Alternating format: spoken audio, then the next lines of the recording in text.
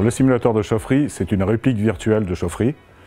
Ce simulateur, il est basé d'une part sur un modèle qui simule de manière dynamique et temps réel le comportement physique de l'installation, donc sur les aspects thermohydrauliques, électriques, mais aussi contrôle commande et régulation.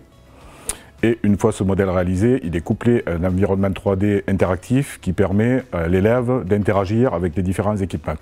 Voilà, ce qui permet d'obtenir un produit qui est une réplique ultra réaliste par rapport à l'installation réelle. Ce simulateur a été développé, bien entendu, en partenariat entre notre groupe et le 3CA BTP.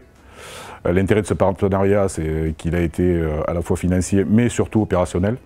Donc le 3CA BTP a pris en charge toute la partie ingénierie pédagogique, sur la base des scénarios pédagogiques qu'ils utilisaient dans le cadre de leur formation classique. Et nous, de notre côté, on a pris en charge toute la partie ingénierie métier, par rapport à notre expérience sur tout ce qui est exploitation et maintenance d'installations CVC.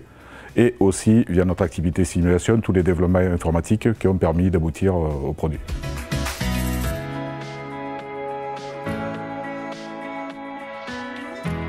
Le simulateur, il réagit comme une sorte de jeu vidéo.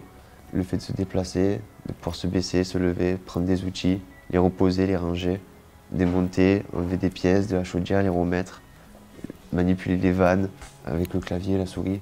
Ça nous rappelle l'univers des jeux vidéo. Sur tout ce qui est problème électrique, pression et réglage d'une chaudière, c'est très pratique parce qu'on peut le faire là. Généralement dans une classe on est plusieurs, du coup on ne peut pas tous passer pour tout faire. Du coup là ce qui est bien c'est que sur un ordinateur on peut tous le faire.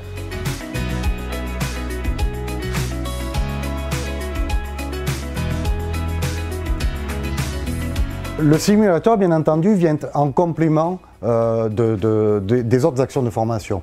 Le simulateur permet d'acquérir les principes fondamentaux, les modes opératoires, les étapes incontournables dans le cadre de la méthodologie de résolution de problèmes ou de la méthodologie de mise en service de systèmes. Au niveau pédagogique, ce qui est très bien dans ces simulateurs, c'est qu'ils sont tous sur un simulateur et donc du coup ils apprennent vraiment en immersion et en faisant réellement l'intervention.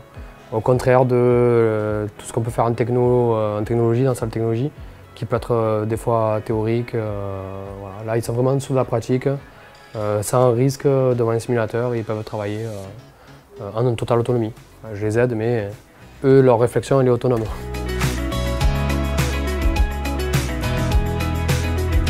Le besoin d'acquérir un simulateur est simplement né d'un constat. Le constat, c'est que les technologies évoluent chaque jour dans l'ensemble de nos métiers énormément. Les technologies se diversifient et si l'outil de formation voulait suivre le progrès qui est engagé par les professionnels, il fallait absolument, pour répondre à un modèle économique aussi, il ne suffisait plus d'acquérir simplement des machines dans nos ateliers, mais simplement avoir des outils numériques qui puissent être en plus développés ultérieurement pour répondre justement à ces avancées technologiques et à cette diversité dans nos technologies.